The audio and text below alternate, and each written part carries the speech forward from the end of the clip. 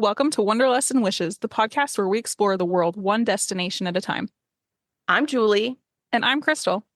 As travel agents with Fantastical Vacations, we are here to share our passion for travel and help you turn your wanderlust into reality. From hidden gems to bucket list adventures, join us as we dive into the sights, sounds, and stories of our favorite destinations. So grab your passport, pack your bags, and let's embark on this journey together.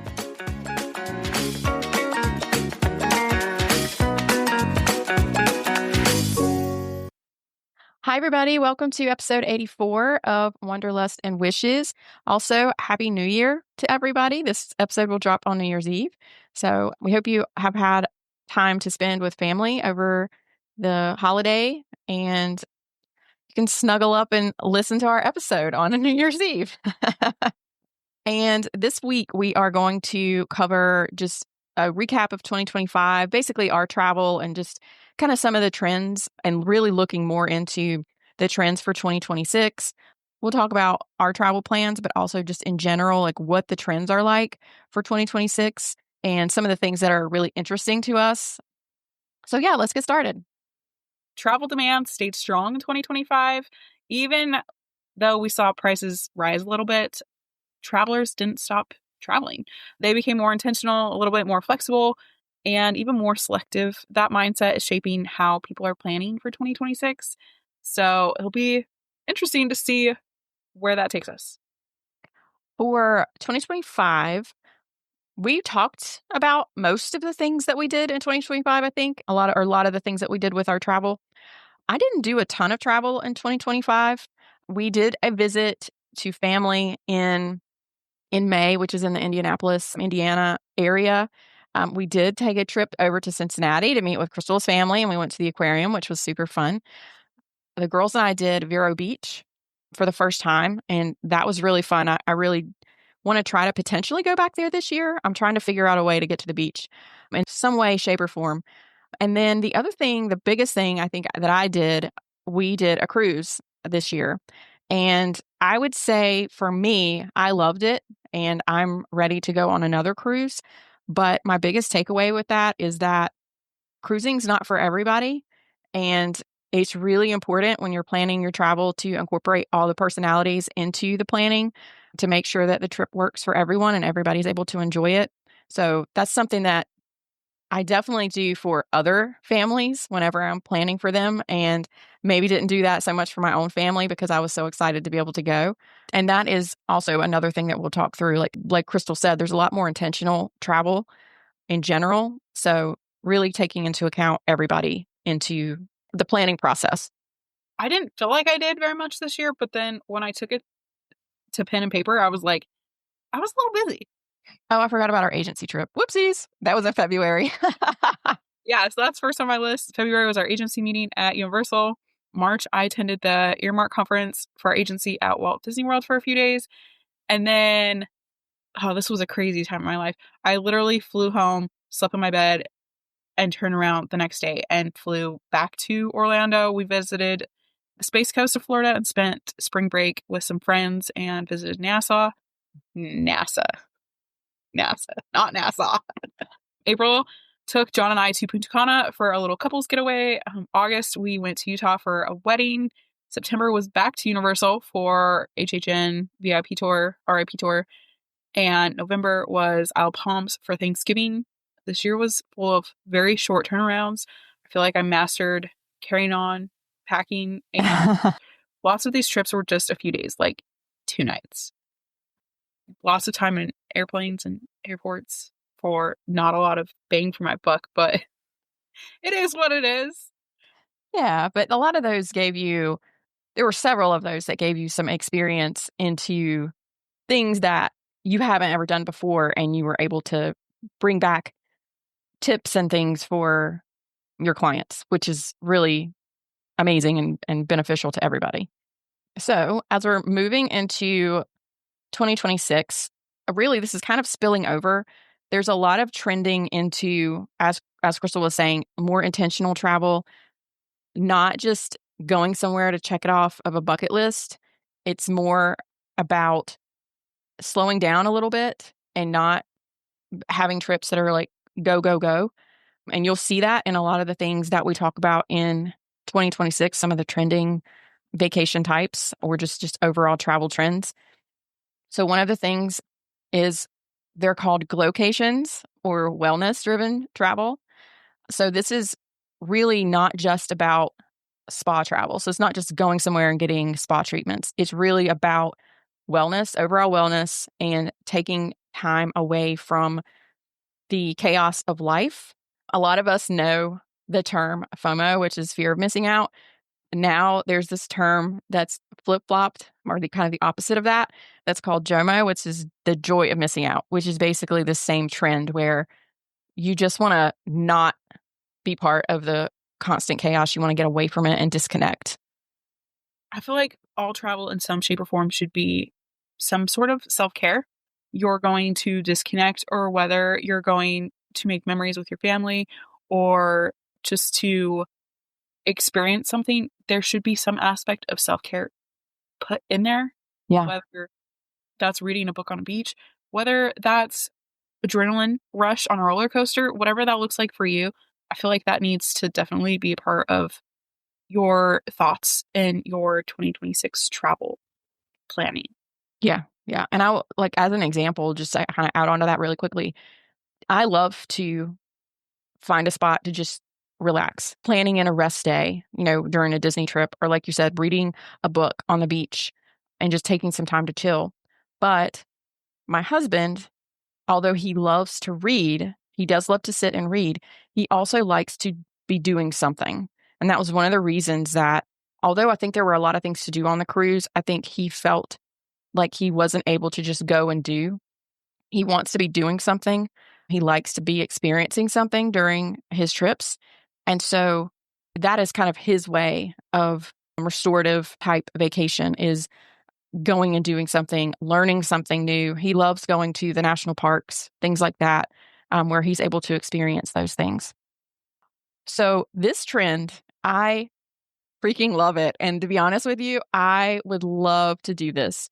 This trend, the literary, storytelling, and screen inspired travel. So this is book inspired travel, visits to literary towns, so towns that are where the book is based on, historic libraries, going with the actual author. I listened to a podcast that the author writes about a lot of history, and she has taken her listeners on trips that are based on her book and just some of the things in her podcast. It's called set jetting, a play on jet setting, which is destinations that are featured in TV shows or movies, where people want to be able to go. But for me personally, I would love like any kind of historical novel or like novels based in history. Being able to go to those locations I think that would just be so fun. This is totally unrelated, but kind of related. I've read books that take place on Isle of Palms, and I've driven around the island and figured out the houses that were inspired. And it's so interesting to sit and read through these books and know exactly what they're talking about, or the restaurant that she's referring to. Mm-hmm. Even if she changes the name, I'm like, oh no, she's totally talking about this one, because I've been there and I can picture it, and it's like I'm in the book. So Yeah. completely understand why this is such a big thing. Rob and I actually this was a couple years ago, but we took a trip to Manteo, North Carolina, because he had read a book on the Lost Colony, and it's based in Manteo, North Carolina. That's where the colony was. And he wanted to go. And of course, I love the Outer Banks of North Carolina. So we went out there. We saw some of the different historical sites, and it was really fun for him to connect the two. I grew up with it because that was part of I grew up in North Carolina. So that was part of my North Carolina education. But it was something that was kind of new to him. I mean, he knew about it, but just like really digging into the history of it. So that was fun. Another one that's big in my house is sports events and fan-driven travel. If you have any soccer peeps in your house, 2026 is shaping up to be a major year for sports travel, driven by global events like the FIFA World Cup across the United States, Canada, and Mexico, and even the Winter Olympics in Italy. My husband has put in for a lottery for tickets, I guess. Oh, that's fun. He told me I was not invited. He has like 3 friends that he's like debating, like, if I get the draw, who am I taking? but he also puts in for the Masters every year. So this is just something he does. Yeah. One day he'll get something, I'm sure. Something. He really wants to see Brazil play, and they're playing in Philadelphia. So fingers crossed for him, I guess. Travelers are planning entire trips around live events, games, and tournaments, and then building the rest of their itinerary around that moment. Banana Ball. Has anybody seen the Savannah Oh Bananas? my gosh, that was huge this year. They came to Charlotte and everybody was nuts about it. John almost bought tickets to Orlando this week for a bowl game because of football. Yeah. We could go do a night in Epcot and then go watch the bowl game. It's definitely a thing, and it's rising in 2026. Many travelers are extending stays, visiting multiple cities, or combining the event with cultural exploration. Yeah, that's so fun. Well, this is not like a really big thing. Not for anybody else really, except for Cincinnati fans, but there's Reds Fest, and my husband and his best friend that are crazy Reds fans go to that every single year. So although they've been to Cincinnati, I don't know how many times. So it's not necessarily that they're exploring anything new, but they do go every year based on that. And he goes to Cincinnati multiple times a year to see games as well. So Well, we had talked about meeting. What was it when they played in Tennessee or something last year? yeah, we should have done that. That would have been so fun. Actually, didn't it get rained out? Did so I'm glad Okay. we did. But it was it was in our mind. So this just all fits squarely into the personalized trend. People want trips that connect to what they love, not generic itineraries. So the next one is romance and connection travel. And really, to be honest, this is really more about the connection piece of it. People are interested in going on singles cruises or doing just group travel with friends or trips just focused on reconnection, anniversaries, shared experiences. Like I said, it's really less about, finding love kind of thing as more about travel as the catalyst for human connection, which again aligns with the whole overall making things more intentional and personal. I think Jacob and Lindsay Young are a great example of this with their Adventures by Disney Yeah. and how they become friends with people and then they try to plan trips with them after or get together after or Yeah. didn't she meet up with someone at Disneyland? She did. She did. There were a couple that they had met on their Peru trip, I believe. I think it was the Peru one that she met up with them for lunch while she was in California. So just going back to that connection, that in an online world it's so easy to overlook, but it plays such an important role in our lives. Another one that is near and dear to my heart because I grew up in the mountains, mountain escape and elevated nature travel. Mountain destinations are trending for 2026 as travelers seek cooler climates, nature-driven wellness, fewer crowds than coastal hotspots. Places like the Dolomites, Patagonia, and Alpine regions are gaining attention, especially for summer and fall trend. This connects directly to JOMO travel and slower pacing. I think I saw the San Juan Mountains in Colorado. This goes for, like, I know Park City is always trending, Yes. but a lot of the national parks, especially with America 250 this year, those will continue to be on the rise as always. This is right up my husband's alley. Like he would much rather go to the mountains than to the beach. That's just his jam. I like both, but I still can't help it. I love the coast. But he's all about going to the mountains. That was one of the things we talked about when we went to California. That it's so expensive, so we don't know if we'll ever be able to actually afford it. But retiring out there because it has the beach and the mountains that are so close together that we both loved it. I think you can find places like that around on the East Coast. Yeah, we would probably we would retire into like a 500 square foot little tiny apartment because they're so expensive. Everything's so expensive out there. Another rising trend is alternative urban travel, which is to me is very interesting. Travelers are looking for character over the kind of check the box greatest hit destinations. I'm going to list out some of the cities just throughout the United States and also internationally. Within the United States, El Paso, Texas, Albuquerque, New Mexico, Birmingham, Alabama, and Detroit, Michigan. I think Crystal has some thoughts on Detroit. Yeah, I lived there for a couple of years, and let's just say I haven't been back. I don't know. This surprises me. Maybe stay in the outskirts.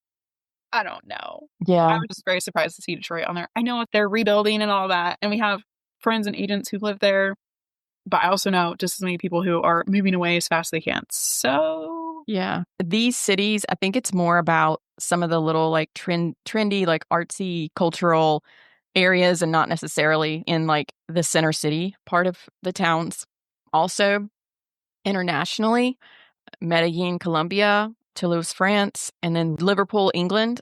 My husband for sure would absolutely want to go to Liverpool. He loves the Beatles and oh my gosh, like all of the stuff there, any kind of things connected to Beatles history. Some of the cities just globally that are gaining some traction: Bangkok, Thailand, Lisbon, Portugal, obviously New York and London. They're still on the list, even though I don't know that I would consider them kind of, they're not really off the beaten path type places. And then Seoul, South Korea, a couple more. Eula, Finland, Limon, Costa Rica, and Guadalajara, Mexico. All of these have these unique niche cultural highlights that people are looking into. I think it also helps that if they're not necessarily super high on the travel list, they're a little bit more budget friendly as well because they're kind of hidden gems. I saw Guadalajara on the FIFA city list, so I'm curious if that has anything to do with that. But I've gotten so many requests for Costa Rica. Yeah. That doesn't surprise me in the least. Yeah. All right, off the beaten path, Europe and budget friendly alternatives. Eastern and Southeastern Europe continue to gain momentum for 2026. Cities like Prague, Budapest, Sofia, and Tirana are appealing because they offer rich history, strong food and cultural scenes, more approachable pricing than Western Europe. So this aligns with the ongoing detour and second city travel trend. Okay. So we talked a lot about cruising and how much of a huge trend it was in 2025. That definitely happened. Cruising absolutely blew up in 2025 for sure. Tens of millions of people sailed this year and loved it. So, because of that, forecasting travel is saying it's going to get even bigger. And we've talked about the fact that all of the cruise lines are adding new ships like crazy because the amount of future bookings are outpacing what they currently have in their ship inventory. So they have to add ships or they're not going to be able to keep up. Even though cruising is on the rise, cruise taxes and fees are also on the rise, unfortunately. Just keep an eye on that because there are so many more ships stopping at ports. Ports are trying to get their monies, get their stake in the Mhm. claim.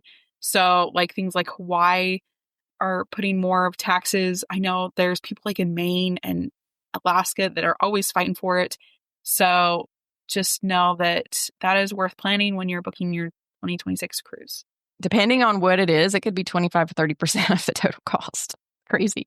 So, another trend that's really, I think, in 2025 and going into 2026 is using AI for trip planning. I think it's very important to note, though, that it's a great tool, but it is more of a supplement.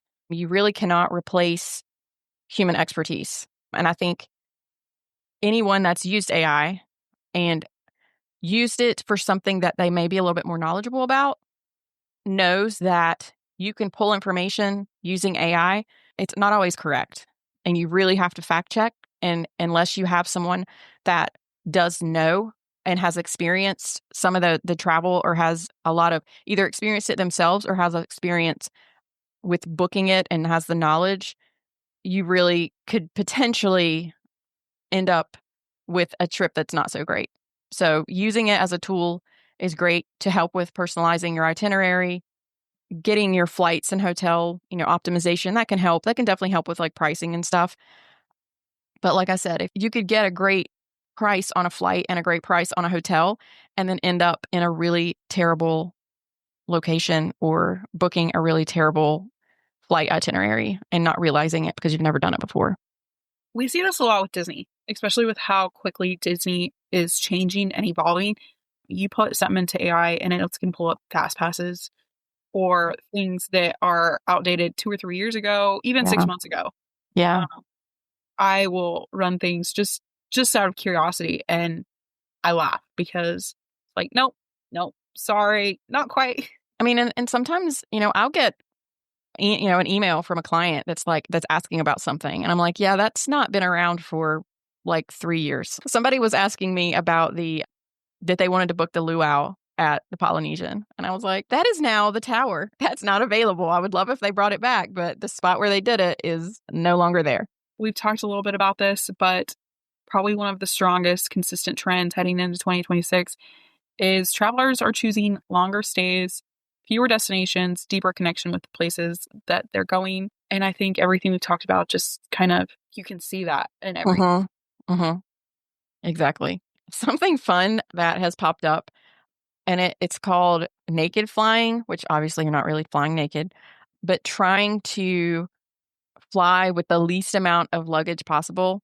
And some of this is trying to avoid baggage fees because a lot of times, on some of the like less expensive airlines, the fare itself is super cheap, but then they charge you for everything. They nickel and dime you for everything extra. So if you have to bring a bag, they're going to charge you for each bag, which ends up making your airfare just as expensive as if you were flying with like maybe American or something or Delta. So people are trying to get the cheaper flights, but also they don't want the extra baggage fee. So they're trying to fly with basically like a backpack.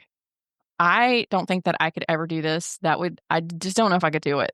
But those that can, I think it's a fantastic if they're able to do that. I think too, that probably is something that you could do at like a last minute like flight deal or something. You're able to like jump on it and just go. That would be super fun. I just don't know how I would be able to fit everything into a backpack. I couldn't do a backpack either. Did I just ask for a very specific, expensive carry-on piece of luggage for Christmas? Yes, I did. But that's because I can do the carry-on. If they check it, I might be very upset. But yeah, it's a thing. I've seen a lot of people that do like day trips that will hop on a plane early morning, go do something for a day, come back late that night, whether it's to Europe, whether it's to a theme park. It's a thing. And props to people for being able to do that. It's amazing. Mm-hmm. It's exhausting. Yeah. I think it's definitely harder when you have, depending on the obligations you have. If you're, single for sure, you can generally, or if you're like maybe an empty nester or something, you can jump on a flight and do that. It's harder to do whenever you have kids and a job. They're so lame.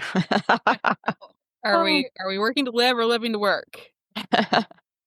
So now we're going to kind of wrap up with talking through some of the things that we're planning for 2026. In April, we will probably go over our spring break, at least for part of it.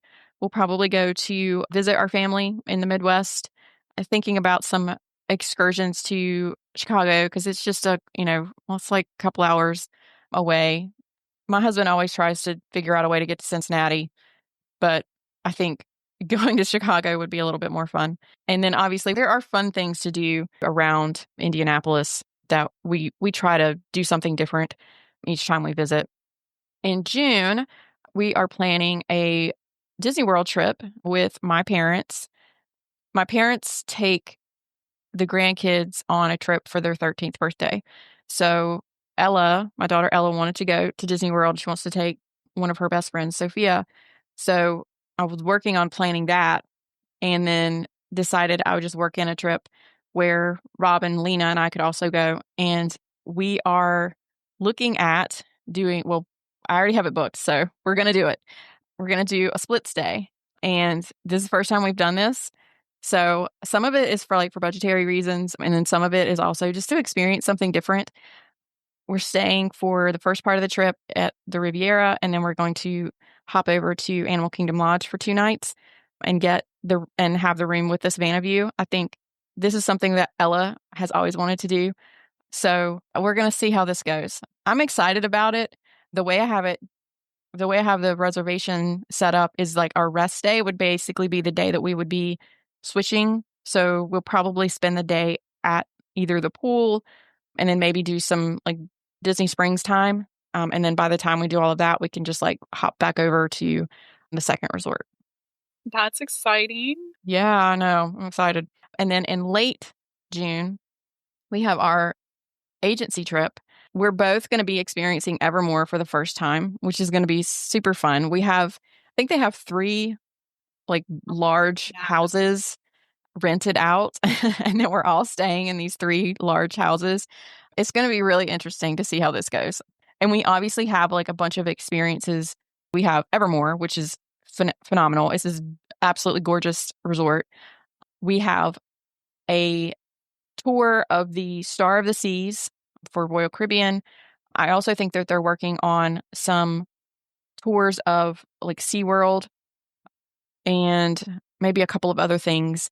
I'm sure we may get a visit from Freddie, our BDM with Disney, and potentially our BDM from Universal. I'm not sure what all they have planned. They're working on the plans now, but I think there's going to be a ton of content for us. Our brains are going to be ready to explode by the time we leave. But we'll have some free days too, where if we wanted to go do a park or something, we could do that. It's just going to be so different than the last couple of years Mm-hmm. because it's going to be more spread out over the weekend instead of just like one full day of constant learning. So it's going to be interesting. In October, I have booked a trip for a Universal fam with a couple of, I think, 4 other agents, 3 or 4 other agents. The plan is to stay at Portofino Bay. I think Margie booked, I think she might have booked club level. I'm not really sure. Margie's did the booking of the hotel. Club level is so worth it at Universal. Yeah. It pays for itself in like 1 mil in the parks if you have 4 people in the room. It's going to be exciting. And it's going to be interesting too, because I can be a little like squeamish about sharing my space. So this is going to be fun. It's going to be a, I don't want to say learning experience. It's going to be me expanding on things and maybe letting go a little bit and just having some fun. But I think the group that's going is super fun. So I am very excited about it. Up with that, I'm like forcing myself on you in June. So No, it's just funny. My 2 best friends, we went to multiple times. We would go to do stuff all the time. We went to Europe multiple times. And if we had a room that was like 2 double beds, I didn't share a bed. They shared a bed. I was like, I'm not sleeping with either one of you. Go away. But I do want to try to fit in a beach trip at some point. And then I would love, even if it's just a quick, like 1 or 2 day trip in December, like right before Christmas. I'm trying to see if I can figure out how to do that. Maybe just go down with the girls and catch like the last Christmas party right before Christmas. I don't know if I'll be able to pull it off, but that's definitely something I'm scheming. we have nothing booked or confirmed for 2026 except for the agency trip. That's the only thing I have confirmed. But our plans that we've been talking about. In February, we'd like to do a 5-night cruise on the Fantasy for Calder's 10th birthday. Yay! I need to nail it down. But there's a couple we've been looking at. They go to Castaway and Lookout. And it's like Pixar Day at Sea. Mm-hmm. Are you taking everybody or is it just Calder? No, we want to start like a special thing for their 10th birthday, just mom and dad and the kid. Mm-hmm. I think the older they get, the harder it is to miss school and make plans. Oh, it is. So 10 is a good age, but he's also considered an adult. So we probably should have done this last year. So that's on the radar. I need to sit down and actually get something booked. We have 2 or 3 that we're looking at, and I think either of them would work. June, obviously our agency trip. Nothing's confirmed, but we always end up at some sort of summer beach week. I have a lot going on at home, so I'd like to get home at some point this summer in Utah. And then John mentioned the other day he really wants to do just like our little family at Walt Disney World, like end of summer, early fall. It's been a couple years since the kids have been, and it's been even longer since it was just our little family. Yeah. So there's such fun ages right now. Reese keeps begging to go on Mine Train. She's never been. We measured her the other day, and she's like tall enough to do almost everything except for like Avatar, and there's like 3 rides that she can't. Rock and Roller Coaster, probably. Yeah. And maybe Tron.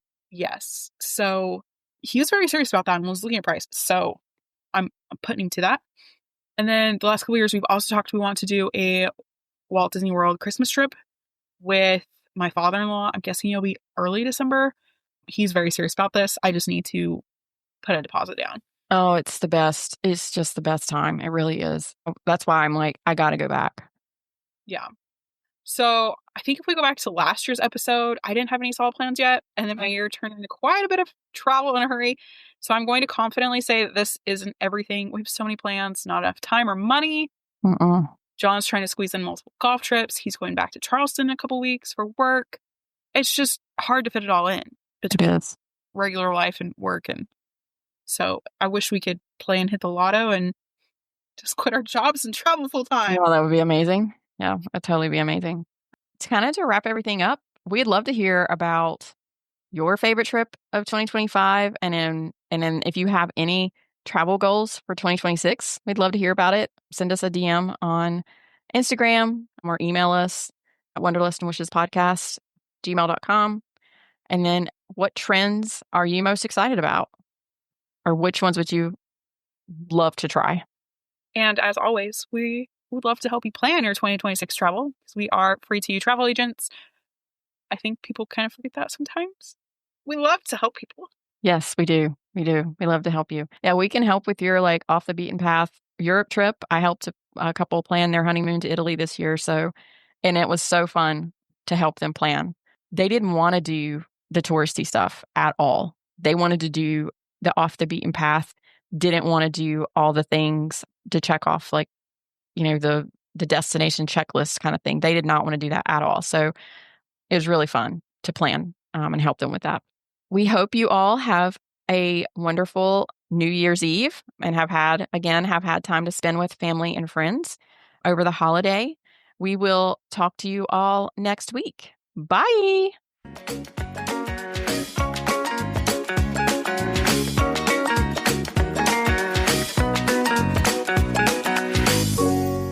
Thanks for tuning in to another episode of Wanderlust and Wishes.